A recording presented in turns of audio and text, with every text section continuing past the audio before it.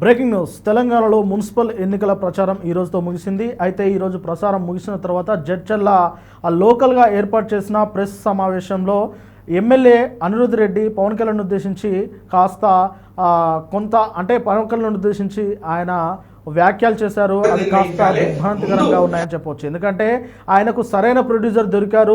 2019లో ఆయనకు ప్రొడ్యూసర్ లేక ఓడిపోయాడు. 2024లో ఆయనకు చంద్రబాబు నాయుడు ప్రొడ్యూసర్ దొరికారు, లోకేష్ కో ప్రొడ్యూసర్ దొరికాడు. కాబట్టే ఆయన 2024లో గెలిచాడు.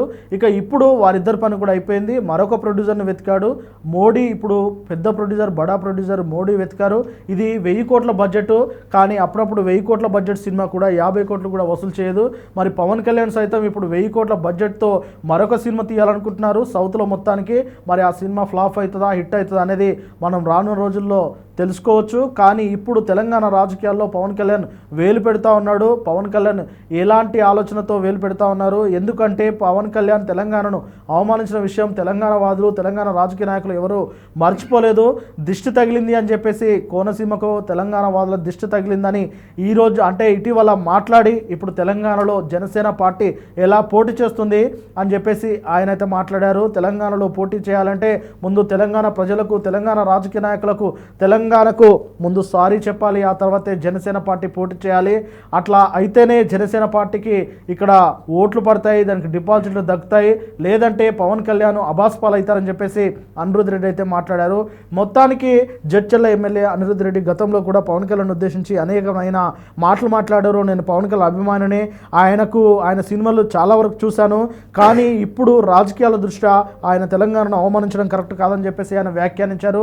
అంతేకాకుండా గతంలో తెలంగాణలో ఏ ప్రొడ్యూసర్ కూడా ఆయనకు దొరకకుండా చేస్తాను, ఆయన సినిమాలు కూడా జడ్చర్లలో ఆడనియని చెప్పేసి గతంలో మాట్లాడారు.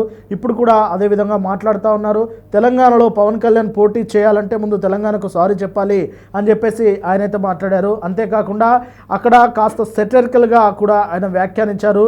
తెలంగాణలో ఆయనకు ప్రొడ్యూసర్లు లేరు, ఆంధ్రలో సీఎం చంద్రబాబు నాయుడు, నారా లోకేష్ ప్రొడ్యూసర్ దొరికారు, కానీ తెలంగాణలో లేరు. కానీ ఇప్పుడు దేశంలో బడా ప్రొడ్యూసర్ మోడీని పట్టాడు అన్నట్లు ఆయన వ్యాఖ్యానించారు. ఏదేమైనప్పటికీ మున్సిపల్ ఎన్నికల ముగిసిన వేళ పవన్ కళ్యాణ్ ఉద్దేశించి జడ్చర్ల ఎమ్మెల్యే ఈ విధంగా వ్యాఖ్యలు చేయడం పట్ల పలువురు అయితే అనుమానాలు వ్యక్తం చేస్తూ ఉన్నారు. ఎందుకంటే జడ్చర్లలో ఏమన్నా జనసేన పార్టీ బలపడుతుందా?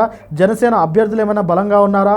మున్సిపల్ కౌన్సిలర్లుగా జనసేన అభ్యర్థులు పోటీ చేస్తున్న విషయం తెలిసిందే. మరి వారు గెలుస్తారన్న అనుమానంతో ఎమ్మెల్యే గారు అలా మాట్లాడుతున్నారా? లేదంటే ఎందుకు ఇప్పుడు పవన్ కళ్యాణ్ టాపిక్ తీయాల్సి వచ్చింది? ఎందుకంటే జడ్చర్లలో కాంగ్రెస్ కాస్త ఊపున్నది, కానీ బీజేపీకి కూడా అంతో ఇంత బీజేపీకి కూడా కొన్ని మున్సిపల్ కౌన్సిలర్లు అంటే మున్సిపాలిటీలు గెలిచే అవకాశం ఉంటుందని కొంతమంది అభిప్రాయపడతా ఉన్నారు. మరి ఇలాంటి నేపథ్యంలో బీజేపీ తరఫున ఇటు పవన్ కళ్యాణ్ జనసేన ఒకటిగా పోటీ చేస్తూ ఉన్నారన్న మనకు అభిప్రాయాలు అయితే వ్యక్తమయ్యాయి. కాబట్టి ఇప్పుడు బీజేపీని జనసేనని ఎదుర్కోవడానికి ఎమ్మెల్యే అనిరుద్ రెడ్డి ఈ విధంగా మాట్లాడారా అనేది అయితే చాలామంది అనుమానిస్తూ ఉన్నారు.